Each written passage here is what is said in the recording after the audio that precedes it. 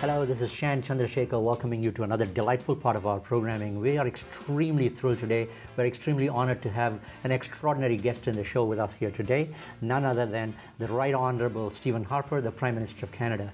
Mr. Harper, it's an absolute honor having you in the show. Well, Shan, thanks for having me. I really appreciate the opportunity.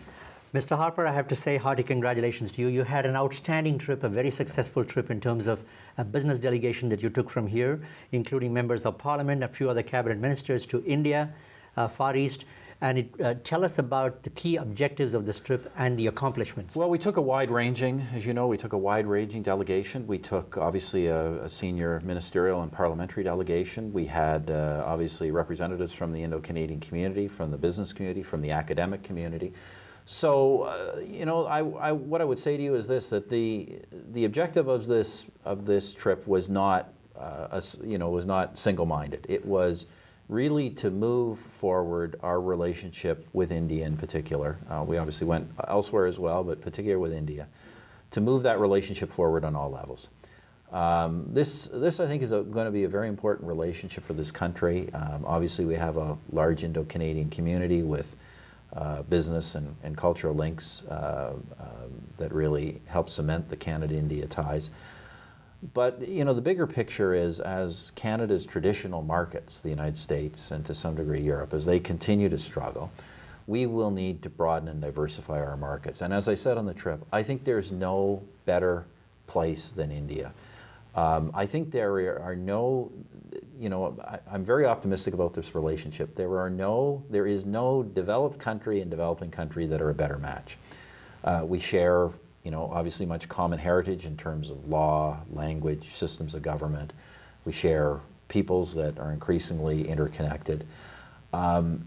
India needs developed partners that have Canada's expertise and Canada's resources.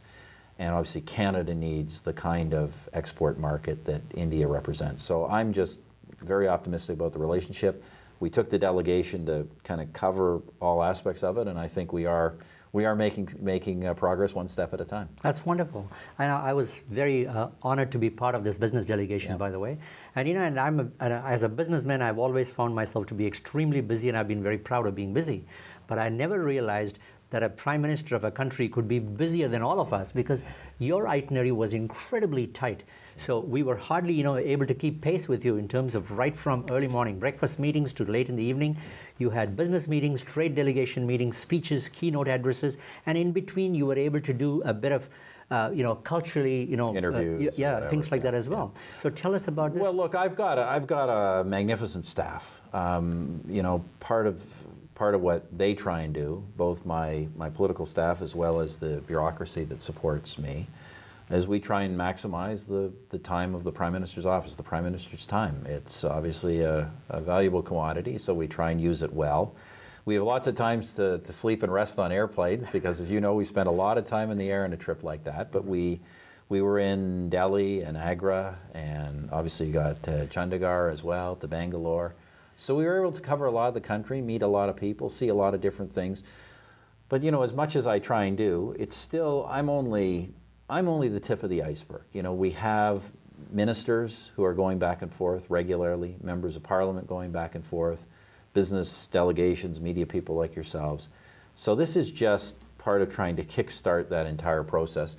And you know, I do see it paying off. When we were there, businesses, it's not the government. I mean, businesses signed $2.5 billion worth of contracts. Congratulations. And you know, that's not the trip. That's all the work that goes on between 2009 and 2012. So it's moving forward. That's wonderful. For instance, you mentioned Agra, you know, we went to the Humayun's tomb, then you went to the Gurudwara, then you visited a temple. You saw the diversity of India, the world's largest democracy.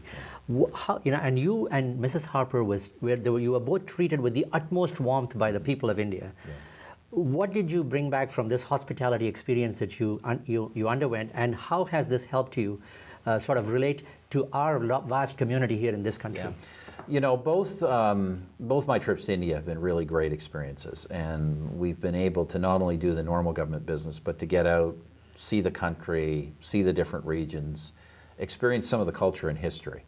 And look, it just enriches your perspective to understand the roots of our Indo-Canadian community.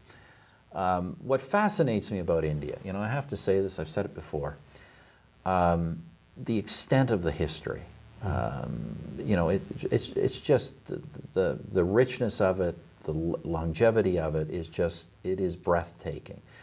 Prime Minister Singh said to me, I forget the exact number, but you know, where we sit today, 9 empires have come and gone. That gives you a much different perspective than we have in Canada, where, you know, we can describe the history of our country as essentially one unbroken chain. That's not the case there. It's a very different country. But what fascinates me most about India is, in spite of all the diversity, in spite of the different regions, the different cultures, the different languages, the different religions, a lot of the conflict that, let's face it, does exist between those elements, and the great challenges the country still has. I mean, this is, we call it an emerging economy, but as you know, there's still a lot of poverty, a lot of challenges. In spite of all that, and in spite of a very bad neighborhood, as you know, the country works. It succeeds. It has been a vibrant democracy for 65 years now, led by, I think, Prime Minister Singh, I think one of the great statesmen of our era. And so I just think it's a fascinating model, and obviously, as I say, we have our Indo-Canadian community that has those roots, and we want to help, we want to use that strength, use those assets to make ourselves part of India's future. That's terrific. Your speech at the World Economic Forum was inspiring. You got a standing ovation there. Tell us about the main aspect of that speech. Well, what I really wanted to punch home was obviously the, you know, first of all, the strengths of the Canadian economy. We do need to keep reminding Canadians, in spite of the great challenges that we have, this is an economy that's created 900,000 net new jobs since the recession. One of the few developed countries has more people working today than before.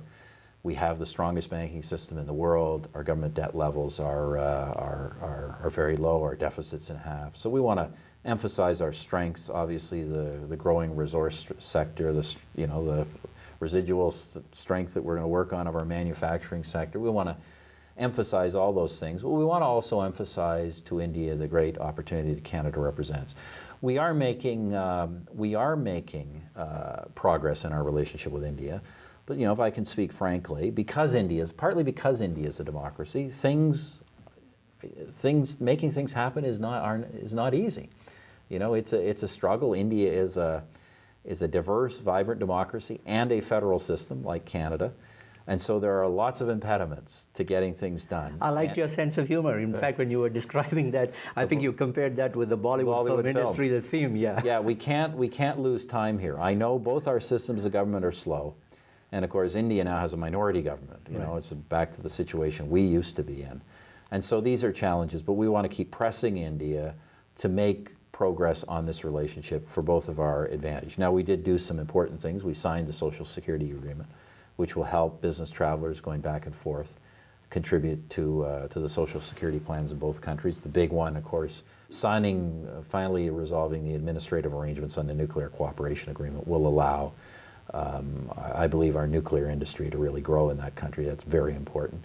But on other things, on the foreign investment protection, on the trade negotiations, we have to, you know, really put our shoulder to the wheel and keep pressing forward. And I want to encourage our Indian friends to do the same thing. That's wonderful. You just mentioned India having a minority government. You know, not too long ago, there was a minority government in Canada, and now you have the absolute majority. What has been the big difference in terms of your accomplishments between having, you know, being in charge of a minority government and now having an absolute majority mandate? Well, look, I tell people this: our agenda does not change in the sense that, you know, we've told people in 3 elections now what it is we're going to do, and that's what we do. The big difference of a majority government is, you know, we're not, obviously on a personal level, we're not constantly planning for the possibility of an election every 2 or 3 months. And that does allow the government, does allow the cabinet and our caucus to focus not just on what do we need to do now, but what do we need to do over the next generation. And that's where we've been trying to put our focus, especially as we keep looking around the world. You know, we see the fiscal cliff crisis in the United States and another debt crisis in Europe. We just say, let's stop for a second. We don't have control over these things. What can we do over the next generation to keep our economy growing, creating quality jobs and long-term prosperity for Canadians? So we're able to make some of the changes in our financial arrangements, in our pension plan, in our old age security arrangements, in our healthcare system, some of the things that will allow this economy to remain strong for many years to come. Immigration, changes to the immigration system. So it's not that we have a different agenda, but our focus is no longer on just the next year or two. It really is on what do we need to do over the next 20 years, and that's what we've been trying to do. That's excellent. So if you were to look back at the year 2012, and if you were to identify, three really, great accomplishments of this government, what would they be? Boy, that's trying to really narrow it down, because we've had a very busy year. I don't know if they're the three top things, but I can tell you three things that come off the top of my mind. Sure. First of all, reforms we've made to our regulatory processes so that major projects in this country will have one review instead of multiple reviews, and that will be in a fixed time frame. So we can actually get an assessment, is something a go or it's not a go. It's very important for the long run development of this country, particularly in the resource sector where countries like India need so many of our resources. That's a very big one. The immigration system changes that Minister Kenny and the government have been making that are really reorienting our system from one where traditionally we just accept applications. We're a passive acceptor of applications. As you know, when we came to office, we'd accumulated hundreds of thousands of backlog that we're processing one at a time. We're now able to say, what are the country's long-term immigration needs, and how can we get the applications we need, and how can we process and get the people we need to fill actual jobs in the labor market into the country quicker. So we're reorienting our system to a much more activist system that I think will serve everyone better, both Canada as well as new Canadians. So those are very big changes. And then, of course, at the end of the year, as you know, the government's made some rulings and laid the groundwork on foreign investment that I think will help this country assure that we can continue to attract foreign investment, but in a way that foreign governments do not start running the Canadian economy. And that's obviously something we can't have. It's something Canadians don't want. And I think other governments around the world who are wrestling with, how to continue to be open to investment, but to avoid extreme examples of possible foreign government control, how they can avoid that. So I think those have been, there are probably many, many other things I can mention, but those are three big ones, all with an economic focus. It's wonderful that you mentioned about the foreign investment as well. You visited Mahatma Gandhi's memorial grounds, actually. I did. You and Mrs. Harper. And one of Mahatma Gandhi's biggest sayings was that, never allow yourself to be put in a cubbyhole. Open the windows and let the breeze of all cultures blow upon you, but don't be blown off your feet. Right. So that's the Canadian culture. So obviously, no matter what foreign investment comes in, the cultural industries, hopefully in Canada, will be protected. Protection of Canadian culture, assuring we have strong Canadian-based industries in the cultural sector remains, as you know, that has been a priority of successive Canadian governments. We're committed to the international protocol on cultural diversity, and Canada will make sure that that's the case in this country. That's fantastic. By the way, on behalf of the 35 channels that we operate across this country, by the way, we're very grateful to the regulatory policy of this country, where people like ourselves can come from different parts of the world and be good Canadians, at the same time maintain a bit of your language and your culture and your heritage. And we are deeply indebted. I don't think there's any other nation in the world as nice as Canada. So we're very grateful to you for this kind of an opportunity that's been given. Well, look, I think we're very fortunate in Canada. As you know, many other countries look at us because we are quite unique in having literally people who represent every nation on the face of the earth, and yet with a very high degree of social harmony and acceptance.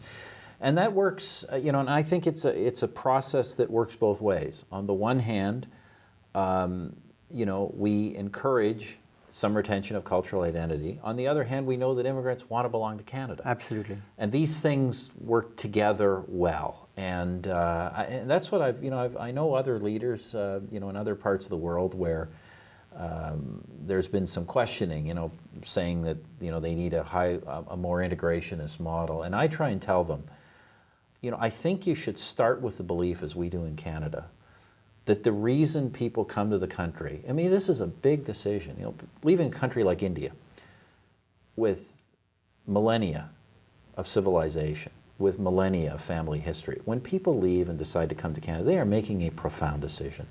Very few people do that unless they have made in their own mind a desire that they want to be Canadian. So I think that's the first thing you take, that people come to your country generally want to belong. And so what can you do to make that sense of belonging more profound? And I think we've been reasonably successful at it in Canada, certainly more successful than many. And I think it's a great strength of this country. That's wonderful. Tell me about this inborn skill of yours, because, you're very calm and collect. I watched you in media, press conferences, where even difficult questions were asked, but you never lost your cool. You were very, very polite, but strong, but at the same time courteous. How do you maintain this composure as a leader? I think my wife looks at those and says, "Who is that guy?" Because obviously, managing the unexpected incidents and the stresses of this business is a very real challenge, and I certainly don't want to say that there aren't times where I lose my cool or lose my temper. But obviously, you try and work those things out before you're answering questions in a press conference. Well, on behalf of the millions of our viewers, we want to wish you and your family a very, very Merry Christmas and a Happy New Year. Well, look, Shan, I want to wish, first of all, yourself, your family, all the people who work with you here at ATN, but also all of your viewers. I want to wish everybody a Merry Christmas, a Happy New Year, all the best for the season, and all the best for the year to come. Thank you. One of my favorites of yours, by the way, I watched you play the piano. I'm a musician myself. I used to play music before. I used to play the acoustic guitar. Was my favorite song from the Beatles that you used to sing. What would you do if I sang out of tune? Would you walk up, stand up and walk with out a little of help me? from my friends. Yeah. I love that song. So hopefully one day, when you come to inaugurate our state-of-the-art new digital broadcast center, hopefully one day we'll be able to do that. And at that time, I'll have a baby grand piano for you there. And I'd love you to do that song for us. Well, hopefully we can. I always say I need my band around me to hold me up for those kind of performances. And I hope sometime when I'm back in India, and I hope to go back someday, that I actually would love to visit the area the Beatles stayed in. Oh, absolutely. That would be a lot of fun as well. In fact, we had Ravi Shankar. We've done 3 specials with him, and he taught music to George Harrison, as you know. Yes, he just passed away. Yeah, and we just did a special on him, actually, a special eulogy to him. So, great man. Well, Honorable Stephen Harper, it's an absolute pleasure having you in the program with us, and we would love to have you back on the show sometime soon, sir. Well, thank you for the invitation. Really it's a appreciate pleasure. it.